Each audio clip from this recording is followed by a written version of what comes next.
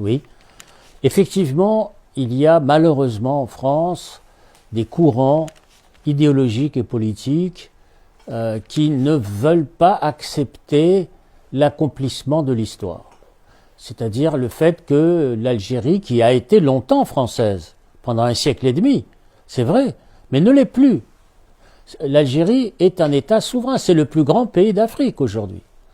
L'Algérie est le plus grand pays d'Afrique. Il faut que la France considère que ce grand pays d'Afrique soit traité d'égal à égal et que des relations soient établies de manière juste et équilibrée. Or, il y a encore des secteurs, disons, qui fonctionnent avec un mot français un peu compliqué, avec de la condescendance. C'est-à-dire, c'est le fait de considérer, disons, que les Algériens n'ont pas d'histoire, n'ont pas leur histoire, n'ont pas d'histoire propre. C'est pour ça que j'ai insisté beaucoup sur l'histoire du nationalisme algérien. C'est très important.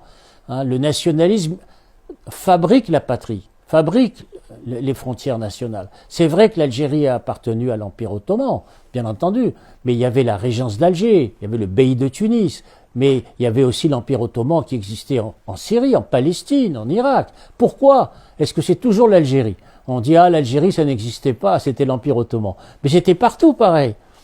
Mais l'Algérie polarise, focalise, parce que, encore une fois, il s'agit de la question du nationalisme français. C'est-à-dire que l'Algérie était considérée comme une possession française. C'était des départements français.